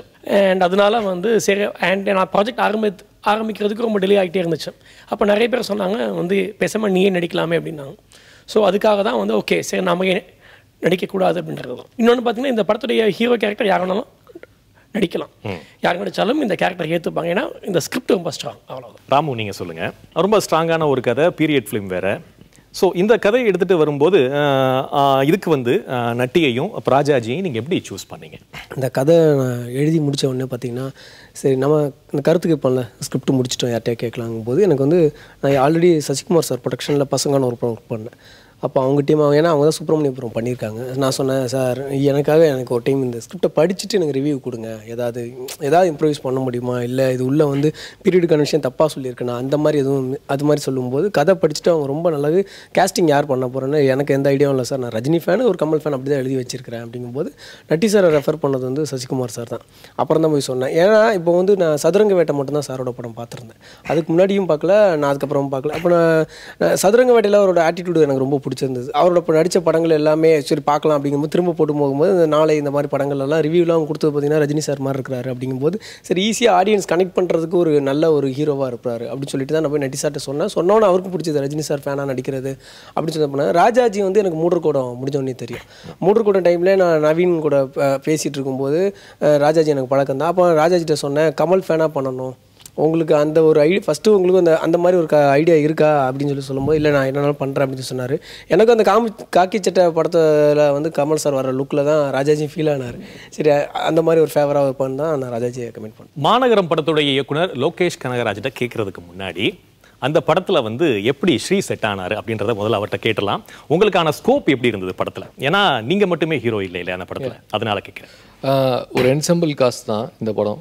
அண்ட் சில ஸ்கிரிப்ட் ஒரு டபுள் ஹீரோ ஸ்கிரிப்ட் வந்தால் எனக்கு இந்த சென்ஸ் டபுள் ஹீரோன்னு இல்லை, ஒரு dual artist lead characters script வந்தால் என்னை பொறுத்த வரைக்கும் I will be insecured. Equal importance இருக்குமா, நம்ம இது பண்ணணுமா, கண்டிப்பாக ஒரு இன்செக்யூரிட்டி இருக்கும். ஸோ அது எனக்கு ஆக்சுவலி வில்லம்பு பண்ணும்போதும் அந்த ப்ராப்ளம் இல்லை, because it had very equal importance. ரெண்டு கேரக்டர்ஸுமே எந்தும் சரி ஹரிஷ் கல்யாணும் சரி. லைக் இப்போ மாநகரமும் பார்த்தீங்கன்னா இதில் ஆக்சுவலாக சொல்ல போனால் ஒரு 4 ப்ரோட்டகானிஸ்ட் அப்படி தான் சொல்லணும். ஸோ 4 பேர்த்துக்குமே ஈக்குவல் இம்பார்ட்டன்ஸ். சில கதை நம்ம விட்டுறக்கூடாது, மிஸ் பண்ணிடக்கூடாதுன்னு தோணும்ல. ஆல்தோ நான் அசிஸ்டண்ட்டாக ஒர்க் பண்ணுறேன் out of my own desire for the script, நான் அந்த கதையை மிஸ் பண்ணிடக்கூடாது அப்படின்ட்டு தான் நான் சொன்னேன். பட் சில கதை நம்ம வந்துட்டு மிஸ் பண்ணக்கூடாதுன்னு தோணும்ல. It is one of a kind story Maanagaram. Lokesh நீங்கள் சொல்லுங்கள், அதாவது இந்த கதைக்கு இவங்க தான் ஆர்டிஸ்ட் அப்படின்னு நீங்கள் ஆரம்பத்திலே ஃபிக்ஸ் பண்ணிட்டீங்களா, இல்லை பெரிய நடிகர்கள்ட்ட நீங்கள் போய் அப்ரோச் பண்ணீங்களா? இல்லை, இப்போ கதை வந்து ஒரு பாயிண்டில் உருவாகும் போது நமக்கு ஒரு சின்ன ஒரு ஐடியா தோணும். வேறு படங்கள்னால தான் அந்த இம்பேக்ட் தோணும். நம்ம ஒரு கதை எழுதும்போது சரி இந்த நடிகருக்கு இதை பண்ணலாம் அப்படின்னு தோணும். எழுதும்போது சிலர் மைண்டில் வச்சுட்டு பண்ணுறோம் அப்படின்னா அதை டீட்டெயிலிங் பண்ணும்போது அவங்க உள்ளே வந்ததுனால தான் நிறைய டீட்டெயில்ஸ் பண்ண முடியும். அதை வச்சு ஓகே இவர் நினச்சிட்டோன்னா இவருக்குன்னு டீட்டெயில்ஸ் பண்ணால் எப்படி இருக்கும் அப்படின்னு சொல்லலாம். ஸோ இந்த கதை வந்து இது கிளைமேக்ஸ்லேருந்து பின்னாடி போனதால் இதுக்கு யார் செட் ஆகா லீனாக ஒரு இந்த லுக்கில் இருக்க ஒருத்தர் வேணும்னு சொல்லும்போது தேடிட்டு இருக்கும்போது தான் ஓனாய் மாட்டுக்குட்டியும் பார்த்தேன். ஆக்சுவலாக அந்த படம் கொடுத்த இம்பாக்ட் தான் ஸ்ரீகிட்ட உடனே பேசணும்னு சொல்லிட்டு அப்புறம் எனக்கு 2 பேருக்கு ஒரு தெரிஞ்ச ஒரு மியூச்சுவல் ஃப்ரெண்ட் ஒருத்தர் இருந்தார். அவர்கிட்ட பேசி நான் ப்ரொடக்ஷன் கம்பெனி அப்ரோச் பண்ணுறதுக்கு முன்னாடியே நான் இவர்கிட்ட ஸ்டோரி சொன்னேன். ஒரு காஃபி ஷாப்பில் வந்துட்டு சொன்னேன். அப்புறம் இவர் அசிஸ்டண்ட்டாக வேலை செய்யணும்னு சொன்னதுனால நான் ஃபஸ்ட்டு கம்மி போயிட்டேன். இது பிடிக்கல போல இருக்குது ஏதோ சொல்லி மலுப்புறா அப்படின்னு நினச்சி போயிட்டேன். அப்புறம் 2 நாள் கழித்து மறுபடியும் மீட் பண்ணும்போது அவர் இல்லைங்க நான் பண்ணுறேன் கண்டிப்பாக நான் நடிக்கிறேன் அப்படின்னு சொல்லியிருந்தார். அதுக்கப்புறமா தான் சந்தீப் உள்ள வந்தார். சந்தீப் அதே மாதிரி தான் பிரஸ்தானம்னு சொல்லிட்டு ஒரு படத்தில் ஒரு கிரே ஷேடில் ஒரு கேரக்டர் பண்ணியிருப்பார். அது நல்லா இருந்தது. அவரையும் மீட் பண்ணி சொன்னேன். அதுக்கப்புறமா தான் ப்ரொடக்ஷன் கம்பெனி அப்ரோச் பண்ணி ப்ரொடியூசர் உள்ளே வந்தார். ப்ரொடியூசர் உள்ளே வந்ததுக்கப்புறம் பிரபு சார் எஸ்ஆர் பிரபு சார் அவர் கொஞ்சம் இங்கே எல்லாருக்குமே ரொம்ப பரிச்சயமானவங்கிறதால இவங்களெல்லாம் கேஸ்ட் பண்ணுறதுல எனக்கு கொஞ்சம் ஈஸியாக இருந்தது. சார்லி சார் வேணும், முனிஷ்காந்த் வந்து அதே மாதிரி தான் அந்த கேரக்டர் வேற ஒருத்தர் பண்ணுற மாதிரி தான் மைண்டில் வச்சுருந்தேன். முண்டாஸ்பட்டி படம் பார்த்ததுக்கப்புறம் இவர் ப்ராப்பராக இவர் தான் உட்காருவார், இவர் கரெக்டாக இருப்பாருன்னு சொல்லி ஃபிக்ஸ் பண்ணது தான். பட் ஆனால் என்னென்னா இவங்க எல்லாருக்காகவும் வெயிட் பண்ண வேண்டிய தருணங்கள் இருந்தது. அது யார் மேலேயுமே தப்பு இல்லை, அது வந்து சுச்சுவேஷன் தான் சொல்ல முடியும். இப்போது ஸ்ரீ வேணும் அப்படின்னா நான் இன்னொரு 3 மாதம் வெயிட் பண்ணுறோம். முனிஷ்காந்த் சார் வேணும் அப்படின்னா ஒரு 2 மாதம் வெயிட் பண்ணும். இதே தான் சார்லி சாருக்கும் இதே தான் சந்தீப்க்கும். ஸோ இவங்க எல்லா கேரக்டர்ஸுமே உள்ள ஸ்ட்ராங்காக ஸ்கிரிப்ட்குள்ளே வந்துட்டாங்கன்னா எல்லா கேரக்டர்ஸ்க்காகவும் சில இடங்களில் வெயிட் பண்ணும். அது எல்லாமே அவங்களோட ப்ரையர் கமிட்மெண்ட்ஸ்க்காக தான். அவங்களுக்கும் இந்த கதையை விட்டு கொடுக்கக்கூடாதுன்னு இருந்தது. நானும் இவங்களை தவிர வேறு யாரும் கேஷ் பண்ணிடக்கூடாதுங்கிறதுல ஸ்ட்ராங்காக இருந்தோம். ஸோ அதுதான் இப்படி அமைஞ்சதுக்கான காரணம்னு சொல்லுவேன். ஓகே, அந்த காம்ப்ரமைஸ் கூட ஒரு சக்ஸஸ் தான். அதுதான் ஸ்ரீ கணேஷ், நீங்கள் அதாவது முழுக்க உங்களுடைய கதையை நம்பி தான் இந்த 8 தோட்டாக்கள் உங்களுடைய ஸ்கிரிப்டை நம்பி தான் எடுத்திருக்கீங்க. இருந்தாலும் உள்ள பார்த்தீங்கன்னா நாசர், எம்எஸ் பாஸ்கர் இந்த மாதிரியான பெரிய நடிகர்களும் உள்ள இருக்கத்தான் செய்கிறாங்க. அவங்க கிட்ட வேலை வாங்கும்போது நீங்கள் என்ன மாதிரி ஃபீல் பண்ணீங்க? அந்த ஸ்கிரிப்ட் எழுதும்போது நான் வெற்றி அவருக்கு முதல் படம், என் நண்பர் அவர். ஸோ நான் இந்த கதை வந்து அப்போ யார் நடித்தாலும் பார்க்கக்கூடிய ஒரு கதையாக இருக்கணும், நம்ம ரிலேட் பண்ணிக்கிற மாதிரி கேரக்டர்ஸாக இருக்கணும்னு எழுதுனேன். ஆனால் அந்த எம்எஸ் பாஸ்கர் சாரோட கேரக்டர் மட்டும் நாங்கள் கதையாக பேசும்போதே எம்எஸ் பாஸ்கர் இங்கே வராரு, எம்எஸ் பாஸ்கர் இங்கே வரும். ஏன்னா ஒரு 50 வயசு ஆள் அந்த மாதிரி ஒரு இயல்பான ஒரு மனிதனா நமக்கு எல்லாருக்குமே ஞாபகம் வருது எம்எஸ் பாஸ்கர் சார். அது ஏன்னா தமிழில் நமக்கு ஒரு சீனியர் ஆர்டிஸ்ட்லாம் கொஞ்சம் கம்மின்றதால எனக்கு அந்த கேரக்டர் எழுதும்போதே எம்எஸ் பாஸ்கர் சார் இருந்தாங்க. அதே மாதிரி இந்த கேரக்டருக்கும் நாசர் சாரை தவிர வேறு ஆப்ஷனே கிடைக்கல எங்களுக்கு. ஸோ நான் இந்த கதையை எடுத்துகிட்டு போய் அவங்ககிட்ட சொல்லும்போதும் இதே மாதிரி தான் வெயிட் பண்ண வேண்டியதாக இருந்துச்சு. நான் ஆனால் போகும்போதே பயத்தோடு போனேன், எம்எஸ் பாஸ்கர் சார் ஏதாவது ஒரு காரணம் அந்த படம் பண்ண முடியலன்னு சொல்லிட்டா நமக்கு வேறு ஆப்ஷனே இல்லையேன்னு சொல்லிட்டு. ஆனால் அவர் பண்ணுறேன் வெயிட் பண்ண முடியுமா கிடையாது. நான் 2 பேருக்காகவுமே வெயிட் பண்ணி தான் எடுத்தேன் அந்த படத்தை. அதே மாதிரி அவங்ககிட்ட அனுபவம்னும் போது நான் ரொம்ப பயந்தேன். நான் எல்லாத்தையுமே சொல்ல வந்துட்டு பாதியில் முழுங்கிடுவேன் அந்த மாதிரி. ஆனால் அவங்களுடைய அனுபவத்தில் நான் ரொம்ப சின்னதாக சொல்லுவேன், அதை அவங்க புரிஞ்சுக்கிட்டு அவங்க அதை இன்னும் பெட்டராகவே நான் நினச்சதை அப்படியே பண்ணாங்க. சில இடங்களில் நான் நினச்சதை விட நாசர் சார்லாம் உனக்கு சொல்ல வரல சரி இருன்னு சொல்லிட்டு ஒரு 5 வேரியேஷனில் நடித்து காட்டுவார். அடுத்த கட்டமா தமிழ் சினிமாவோட நிலைமை என்ன அப்படின்றத பத்தி இளம் இயக்குனர்களும் நடிகர்களும் பேசிட்டு இருக்கிறாங்க. தொடர்ந்து பேசுவோம். ராஜாஜி, இப்போ உங்களுடைய 2 படங்களை பொறுத்தவரையிலையும் நீங்க வந்து இன்னொரு ஹீரோ அப்படின்றவர் இருக்கீங்க. இந்த 2 படங்களும் உங்களை எந்த அளவுக்கு ஒரு தனி ஹீரோவா ஒரு படத்துல நிப்பாட்டுறதுக்கு நம்பிக்கையை கொடுத்துருக்கு? மூடர் குடும்பம் வந்து பார்த்தீங்கன்னா எனக்கு பெருசாக சீன்லாம் இருக்காது. ஆனால் ஒரே ஒரு சாங், கண்ணோடு கண்கள் சாங் தான். ஏன்னா அந்த சாங் தான் வந்து பார்த்திங்கன்னா இன்ன வரைக்கும் அந்த ஒரு ஆடியன்ஸ்ட்டை எல்லாத்தையுமே வந்து ரீச் ஆகும்.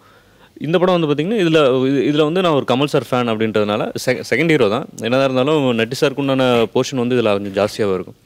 ஸோ இதில் எனக்கு உண்டான ஒரு கேரக்டரும் சரி, அந்த அழுத்தமான எமோஷன் சீன்ஸாக சில சீன்ஸ்லாம் இருந்தாலும் சரி. ஸோ நெக்ஸ்ட் லெவலில் வந்து கண்டிப்பாக இப்போ அடுத்து வர அப்ரோச்சஸ் எல்லாமே வந்து பார்த்திங்கன்னா சிங்கிள் லீடாக தான் கேட்டுட்ருக்காங்க.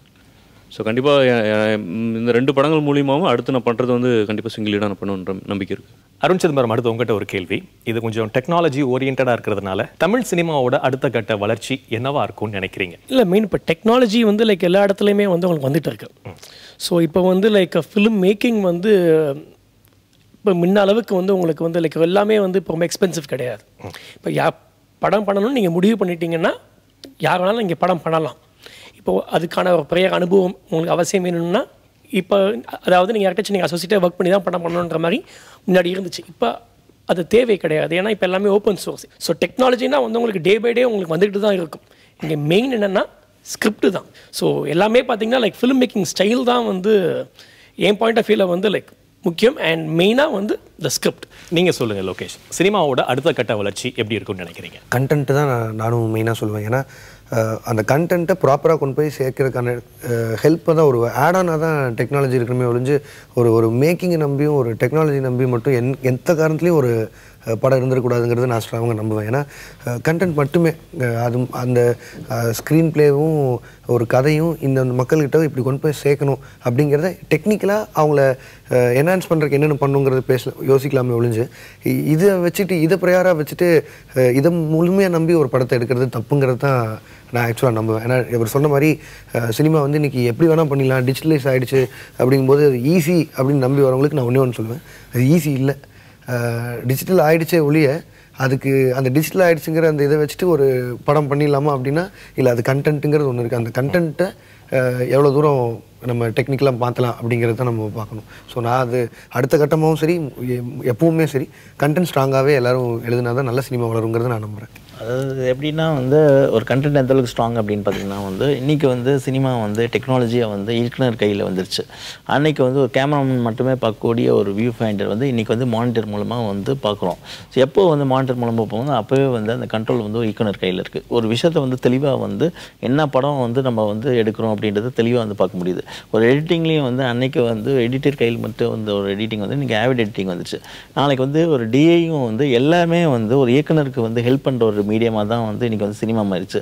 அதை மீறி வந்து கண்டென்ட் அப்படின்றது தான் அந்த வந்து போய் சேர்க்குற ஒரு இடமா இருக்குது. ஸோ அதை வந்து நம்ம ப்ராப்பராக பண்ணணும் அப்படின்றது தான் ஒரு விஷயம். அடுத்த கட்டம்னு எனக்கு தெரிஞ்சு பழைய இடத்துக்கு தான் போகணும்னு நினைக்கிறேன். ஃபேஷன் மாதிரி என்னென்ன வாழ்க்கை ஒரு வட்டம்ன்ற மாதிரி இல்லை. ஆமாம், நீங்கள் பழைய படங்கள் பாருங்களேன், ஒரு சாமி படங்கள்னு கொஞ்சம் வரும் சரிங்களா, இந்த புராண படங்கள் மாதிரி வரும், த்ரில்லரும் நிறைய வந்தது, ஹாரர் வந்தது, சமூக கருத்துள்ள படம் வந்தது, ஹீரோயிசம், மலைக்கல்லன் மாதிரி எல்லா மாதிரி படங்களும் வந்ததுல்ல. ஐ திங்க் அப்படி தான் ஆகும்னு நினைக்கிறேன். எதனால் இது சொல்கிறேன்னா, ஃபஸ்ட்டே நான் சொன்ன மாதிரி ஒரு படம் it will not cater to everybody unless otherwise it is a mass hero. அதாவது அதுவும் ஒரு சிலருக்கு தானே, விரல் விட்டு எண்ணக்கூடிய ஒரு சிலருக்கு தானே. அவங்க படத்தை தவிர எல்லாருக்குமான படம் எடுக்கிறது வந்து ரொம்ப சேலஞ்சிங்கு. அது திணிப்பாக தான் அமையும். ஸோ யாருக்காக எடுக்கிறோன்றத கரெக்டாக இந்த டார்கெட் ஆடியன்ஸை ஃபிக்ஸ் பண்ணிக்கிட்டு அதுக்கு என்ன பட்ஜெட் பண்ணால் அது சக்ஸஸ்ஃபுல் படமாக இருக்குன்றதை ஃபிக்ஸ் பண்ணிக்கிட்டு அந்த மாதிரி படங்கள் இனி வரும்ன்றது என்னோட நம்பிக்கை. அது வெற்றி படமாக அமையுன்றது. சரி, ரசிகர்களை பொறுத்தவரையிலையும் பார்த்தீங்கன்னா திரையரங்குகளில் மட்டுமே சினிமா பார்த்த காலம் போய் இன்னைக்கு வந்து டிவியில் வெப்பில் அதை தாண்டியும் இன்னைக்கு நிறைய சோர்சஸ் வழிகள் வந்து நிறைய போயிட்டே இருக்கு. ஸோ இது வந்து சினிமாவை பொறுத்தவரையில் ஆரோக்கியமான ஒன்றா? கண்டிப்பாக ஆரோக்கியம் இல்லை. பட் ஆனால் அதே சமயத்தில் இதை பார்த்து பயப்படுற அளவுக்கு இருக்குன்னு நான் ஒத்துக்க மாட்டேன். என்னென்னா ஆடியன்ஸ் வந்து நல்ல படம்னு தெரிஞ்சால் அவன் டெஃபினட்டாக அது அந்த தேட்டர் அட்மாஸ்பியரில் தான் அது கிடைக்கும்ன்றது வளர்ந்துட்டாங்க. அங்கங்கே ஷார்ட் ஃபிலிமே எடுக்க ஆரம்பிச்சிட்டான் ஆடியன்ஸு. ஸோ அவனுக்கு பெஸ்ட் அட்மாஸ்பியரில் தான் பார்க்க விரும்புகிறான், ப்ரொவைடட் அந்த படம் நல்லா இருக்குன்னு கண்டென்ட் நல்லா இருக்குன்னும் போது. ஸோ இது த்ரெட்டு கிடையாது. படம் வந்து அன்றைக்கி ரிலீஸ் ஆகிடுச்சின்னு தெரிஞ்சு எனக்கு தெரிஞ்சு அன்றைக்கி ஈவினிங்கோ இல்லை அடுத்த நாளாகவே வந்து மாநகரம் வெப்பில் வந்துடுச்சுங்கிறது எங்கள் எல்லாருக்குமே தெரிஞ்சுது. இது என்ன போகுது எப்படியா போகுது, இப்போ தான் படத்தை பற்றி எல்லோரும் பேசுகிறாங்க, உள்ளே கூட்டம் வராங்க, இப்படி ஆகுதுன்னு நான் நினச்சி பீரியட் உண்டு. பட் ஆனால் இப்போது 4th வீக்குள்ளே வந்திருக்குன்னா அதுக்கு ஒரே காரணம் அது சின்சியாரிட்டிக்கு மக்கள் கொடுக்குற மரியாதை தான். இதை தவிர வேறு எதுவுமே இல்லை. சார் சொன்ன மாதிரி எனக்கும் நடந்தது. ஒருத்தர் வந்து அனுப்பியிருந்தார், இது என்னங்கப்பா ஒரு எப்போ போல ஒரு சின்ன படம்னு சொல்லி தான் நான் இதில் பார்த்தேன், நெட்டில் பார்த்தேன், நான் அப்பாலஜிஸ்ன்னு சொல்லி போட்டு அனுப்பிட்டு நான் 10 பேர் ஆஃபீஸ்லேருந்து இன்றைக்கி கூட்டு போகிறேன்னு சொல்லிட்டு 10 டிக்கெட் எடுத்து ஃபோட்டோ எடுத்து அனுப்பி விட்டுருந்தார். ஸோ அவ்வளோ சின்சியராக இருக்காங்க மக்கள். ஸோ நம்ம அதுக்கு திருப்பி சின்சியராக இருந்தால் மட்டுமே போதும், அவங்க கொண்டாடுவாங்கங்கிறது தான் ஆக்சுவலாக நான் விஜய் சொன்னதுக்கும் சார் சொன்னதுக்கும் ஆட் பண்ணணும்னு நினச்சேன். இப்போ நிறைய மீன்ஸ் ஆஃப் ரெவென்யூஸ் இருக்குது இங்கே சினிமாவில். அதை ப்ராப்பராக ஸ்ட்ரீம்லைன் பண்ணால் வந்து இன்னும் பெட்டராக இருக்கும். ஸோ ஆடியன்ஸ் வந்து பார்த்திங்கன்னா வந்து ஆடியன்ஸ் இன்றைக்கும் நேர்மையாக தான் இருக்காங்க. எல்லாராலையும் தேட்டருக்கு போக முடியலன்னா இப்போ தேட்டருக்கு இப்போது வீட்டில் உட்காந்துருக்கவங்கள படம் பார்க்க வைக்க நம்ம என்ன பண்ணலாம்? இதுக்கு ப்ராப்பரான லீகலான நிறைய ரூட்ஸ் இருக்குது அண்ட் இது ஸ்ட்ரீம்லைனும் பண்ண முடியும். இப்போ நிறைய பேர் இங்கே பார்த்தீங்கன்னா ஒரு சிங்கிள் மூவி எடுக்கிற ப்ரொடியூசர் தான் இங்கே நிறைய பேர் இருக்காங்க. இங்கே அடுத்த படம் எடுக்கணும்னா இங்கே போட்ட காசை திரும்ப வரணும். அந்த போட்ட காசை திரும்ப எடுக்கிறதுக்கு இன்றைக்கி இந்த டெக்னாலஜி யூஸ் பண்ணியே நிறைய வழிகள் இருக்குது. அதை ப்ராப்பராக நம்ம சேனலைஸ் பண்ணி எல்லாருடைய சப்போர்ட்டோட, இது தனி ஒரு ஆளாக யாராலையும் பண்ண முடியாது, பட் எல்லாருடைய சப்போர்ட்டோட இதை பண்ண முடியும். அதுக்கான வழிகளை வந்து இப்போது இந்த தமிழ் சினிமாவை சேர்ந்த அந்த ப்ராப்பர் அந்த அசோசியேஷன்ஸ் எல்லாருமே எடுத்தாங்க அப்படின்னா இன்னும் நிறைய பேர் சினிமா எடுக்க வருவாங்க. எல்லாருக்கும் தேட்டரில் வந்து படம் பார்க்கணுங்கிறது தான் ஆசை. ஆனால் நிறைய பேரால் கண்டிப்பாக முடியறதில்லைன்னு தான் சொல்லணும். ஏன்னா இன்றைக்கி வந்து ஃபஸ்ட்டு ஷோ வந்து பார்க்குறது வந்து ஒரு யூத்தான ஆடியன்ஸ் வந்து பார்த்துட்றாங்க. அதுக்கப்புறம் அவங்க மோஸ்ட் டாக்கில் அந்த படம் நல்லா இருக்குங்கன்னா ஃபேமிலி ஆடியன்ஸ் வருவாங்க, அப்படியே ஏறிக்கிட்டே போயிட்டே இருக்கும். அதுதான் இன்றைக்கி வெற்றி படங்கள் எல்லாருக்குமே நடந்துக்கிட்டு இருக்குது. ஆனால் என்னை பொறுத்தவரை எப்படின்னா அது வந்து சிலருக்கு வந்து வர முடியாத சூழ்நிலை இருக்கா. ஸோ ஒரே நாள் எப்படி தேட்டர் ரிலீஸ் நடக்குதோ அது மாதிரி ஆன்லைன் ரிலீஸ் நடக்கணும்னு நான் நினைக்கிறேன். கண்டிப்பாக ப்ராக்ரெசிவ் தான். பட் எனக்கு ஸ்க்ரீன் பிளே எல்லாத்தையும் மீறி any story should have a emotional connect to the audience. என்ன டெக்னாலஜி ப்ராக்ரஸ் ஆனாலும், நம்ம எத்தனை லேயரில் வந்துட்டு ஸ்க்ரீன் பிளே பண்ணாலும், if I don't connect with the story anywhere I am not going to watch it. For ever கதையில் நமக்கு இருக்கிற இமோஷனல் கனெக்ட் தான். ஸோ அதுதான் சொன்ன மாதிரி ஒரு விஷயம் வந்து எமோஷனல் கனெக்டிவிட்டி ரொம்ப முக்கியம். ஏன்னா எந்த ஒரு படமாக இருந்தாலும் வந்து சரி, இப்போ நான் என்னோட தனிப்பட்ட முறையில் எந்த ஒரு படங்கள் எடுக்கிறதா இருந்தாலும் எந்த எமோஷனல் இருக்குது, ஏன்னா அதுதான் ரிலேட்டிவிட்டி. அதாவது சிம்பத்தி எம்பத்திக்கு வந்து என்ன டிஃப்ரென்ஸ்னால் வந்து ஒரு ஆடியன்ஸ் வந்து தன்னை உணரணும். டோட்டலாக இது எனக்கு ஏற்பட்ட ஒரு பாதிப்பு அப்படின்ட்டு ஒரு ஃபீல் வந்து ஏதோ ஒரு விதத்தில் வந்து அவங்க உணரணும். ஒரு ஜுராசிக் பார்க் ஒரு அனிமேஷன் ஒரு 3Dயில் வந்து பேர் பெற்ற ஒரு படம், ஒரு ஜுராசிக் பார்க், அந்த ஒரு படமாக இருக்கட்டும், இல்லை வந்து டெர்மினேட்டராக இருக்கட்டும், எல்லாத்துக்குமே ஒரு எமோஷனல் கனெக்டிவிட்டி இருந்ததுனால தான் அந்த படம் வந்து இந்த அளவுக்கு ஒரு சக்ஸஸ்ஃபுல்லாக இருக்குது. ஸோ அது எந்த படமாக இருந்தாலும் ஒரு எமோஷனல் கனெக்டிவிட்டி இருக்கும் அப்படின்னு சொன்னது கரெக்டு தான். இன்னைக்குமே வந்து சினிமாவை தங்களுடைய வாழ்க்கையாக பார்க்கக்கூடிய ரசிகர்கள் தான் அதிகம். எக்ஸாக்ட்லி. அதனால தான் சொல்கிறேன், டெக்னாலஜி நம்ம கையில் வந்து இன்றைக்கி வந்து டு த கோர் ஸ்டாண்டர்டாக இருக்குது. எக்ஸாக்டாக எல்லாமே நம்ம கண்ட்ரோலில் இருக்குது. ஆனால் வந்து எந்த அளவுக்கு வந்து நம்ம கண்டென்ட்டில் வந்து ஸ்ட்ராங்காக இருக்குன்றது ரொம்ப முக்கியம். உங்களுடைய அடுத்த படத்தை பற்றி சொல்லுங்கள். அடுத்த படம் அப்படின்னு பார்த்தீங்கன்னா வந்து இப்போ வந்து ஒரு ஆர்டிஸ்ட் அப்படின்னு வச்சு ப்ரொடக்ஷன் பேலன்ஸ் மூவ் பண்ணிகிட்ருக்கேன். எனக்கு வந்து ஒரு த்ரில்லர் அப்படின்றது எனக்கு தெரிஞ்ச ஜானர் அப்படின்னு பார்த்திங்கன்னா வந்து ஒரு த்ரில்லராக இருக்கட்டும், ஒரு ஆக்ஷன் படமாக இருக்கட்டும், ஒரு லவ் அப்படின்றது, இந்த 3 ஜானர் வந்து எனக்கு திருப்பி பார்க்கும்போது இது நல்லா பண்ணுவேன் அப்படின்றது தோணுது. ஸோ ஒன்று வந்து ஒரு லவ் சப்ஜெக்ட் அப்படின்னு இருக்கலாம், இல்லைன்னா வந்து திருப்பி வந்து ஒரு த்ரில்லர் கான்செப்ட். ஃபேஸ்புக்கில் கூட கேட்டிருந்தீங்க, மக்கள் என்ன அதிகமாக சொன்னாங்க. எக்ஸாக்ட். ஏன்னா மக்கள் ஏன் அதிகமாக ஒரு விஷயம் சொல்கிறாங்கன்னா, எங்கிட்ட இருந்து பார்த்த அடையாளம் வந்து அவங்களுக்கு த்ரில்லர் அப்படின்றது. ஸோ ஒரு லவ் சப்ஜெக்ட் எதிர்பார்க்கலாம், இல்லைன்னா வந்து ஒரு thriller subject. Exact. Okay, location நீங்கள் அடுத்த படம் வந்து எஸ்ஆர் பிரபு சார் பேனருக்கு தான் அடுத்த படம் பண்ணுறேன், கமிட் ஆகிருக்கேன். பட் ஸ்டார்டிங் ஸ்டேஜில் இருக்குது. ஜானராக வந்து அது ஒரு ஃபேண்டசி த்ரில்லராக இருக்கும். விஜயகுமார் அடுத்த படம் எழுதிட்டு இருக்கிறேன். வேறு எதுவும் ரிவீல் பண்ணுற அளவுக்கு ப்ராக்ரஸ் இல்லை. So I'm still in writing. என்ன ஜானர்னா அது? இந்த உரியடி மாதிரி தான் இருக்கும். எனக்கு நம்ம ஒரு சீரியஸான படமாக தான் இருக்கும். Okay. So for some reason I love to make serious films. So எழுதிட்டே இருக்கிறேன், அது பொறுமையாக எழுதிட்டு இருக்கிறேன். ரைட். ஸ்ரீ கணேஷ், நீங்கள் சொல்லுங்கள். இந்த படத்துக்கு ஆடியன்ஸோட ரெஸ்பான்ஸ் எல்லாம் பார்த்துக்கிட்டு இருக்கேன். நான் இதில் வந்த பத்திரிகை ரிவ்யூஸ் ஆகட்டும், ஆடியன்ஸ் ரெஸ்பான்ஸ், அதுலேருந்து நிறைய விஷயங்கள் கற்றுக்கிட்டு இருக்கேன். நான் ஆல்ரெடி ஒரு 2 ஸ்கிரிப்ட் எழுதி பவுண்டாக வச்சுருக்கேன்.